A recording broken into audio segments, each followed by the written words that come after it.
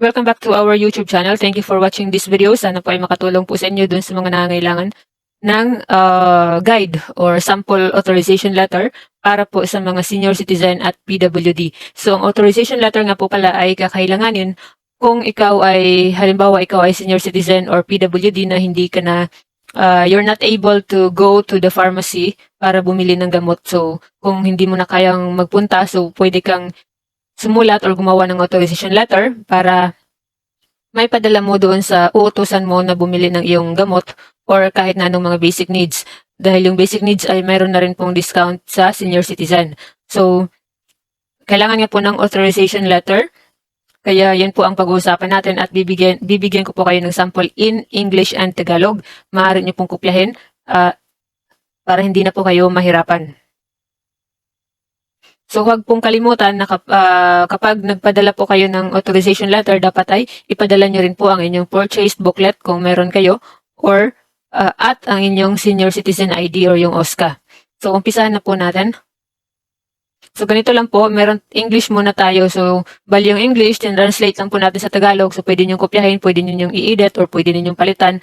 So, at least meron po kayong guide. So, importante lang naman po dito ay yung pangalan ninyo at yung excuse me, yung pangalan ng uutusan ninyo at saka nagpapatunay na kayo ay nagbibigay ng authorization ng authority or pahintulot sa kanya na siyang mag-process or siyang bumili ng inyong gamot. So, pwede nyong kopyahin itong format na to. So, dito sa itaas, your full name. So, pangalan mo muna, ikaw na may-ari ng ng senior citizen ID or PWD ID. So, tapos isulat mo na rin dito yung address mo. So,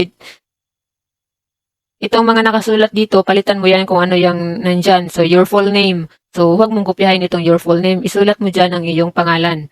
Tapos, address mo, contact number, tapos yung pizza dito sa date. So, to whom it may concern. So, ito pwede mo nang kopyahin lahat. Palitan mo lamang, fill upan mo lamang kung ano yung mga kakailanganin na impormasyon. So, to whom it may concern, so tapos full name mo po ulit. So, pero pwede na nga, simpleng authorization letter para sa isang simpleng pharmacy, pwede na diretso ka na dito sa pizza, sa date, tapos diretso na kagad dito sa to whom it may concern. So, so kompletong pangalan mo, so residing at, so nakatira ka sa address mo, isulat mo yung address mo. Hereby authorize, tapos yung pangalan, authorized person's full name. So, yung buong pangalan ng tao na uutusan mo. So, hereby authorized blank to buy medicines and other goods on my behalf. I am unable to personally carry out these transactions due to my current condition. For verification, I am providing my purchase booklet and senior citizen ID card with this letter. So, kung wala kayong purchase booklet, kung OSCA lang or senior citizen ID card, so, i-erase nyo na po itong purchase booklet. So, pwede sabihin lang po ninyo na I am providing my senior citizen ID card with this letter. Ganyan. So, this authorization is valid from, so, isulat nyo dito yung pizza kung kailan nyo uutusang bumili sa pharmacy yung inyong pag-uutusan. Tapos, hanggang, so, to and date. So, may nabasa ako hanggang, I think, ang authorization letter ay hanggang 7 days lamang po. So, hindi po ako sure, pero para sure, kailangang gumawa ka ng bagong authorization letter kung mag-uutos ka ulit pagkatapos ng 7 araw.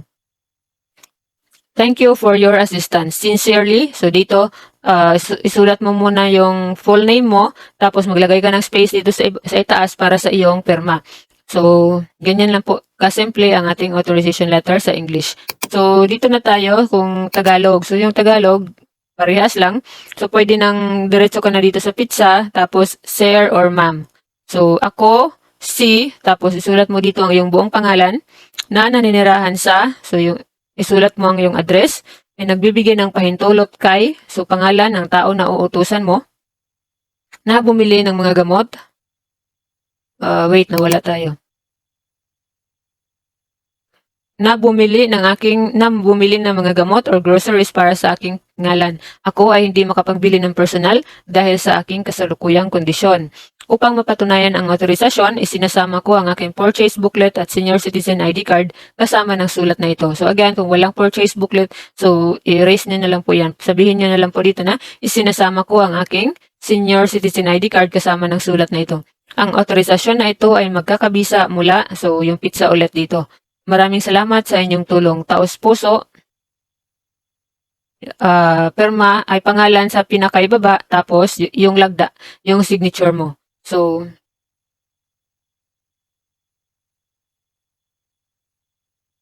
ganyan lang yung ating authorization letter. So, kung gusto ninyong kopyahin,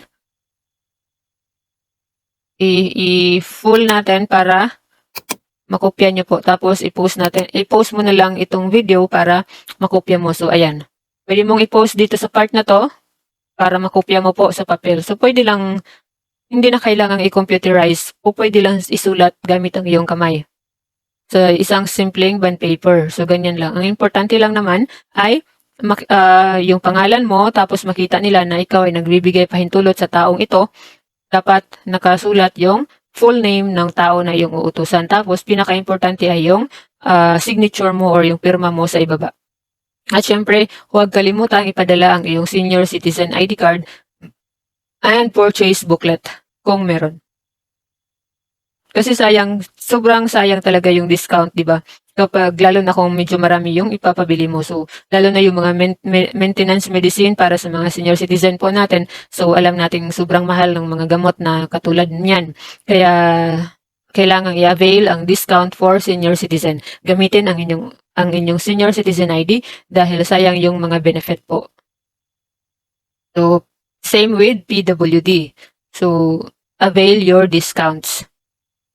So, ayan, kung na-post niyo na, natapos niyo nang kopyahin, so dito, i-post niyo rin, pwede rin yung i-post dito sa part na to sa Tagalog kung gusto niyo kopyahin ang Tagalog. So, English or Tagalog, it doesn't matter. I think, tumatanggap naman yung pharmacy ng kahit na ano. Or kahit Bisaya pa siguro para dun sa mga taga-Bisaya. So that's all for this video. Sana po ay nakatulong sa inyo at huwag kalimutang mag-subscribe dito sa ating YouTube channel para laging updated sa ating mga panibagong videos na maaaring kakailanganin nyo rin po in the future. Maraming salamat po.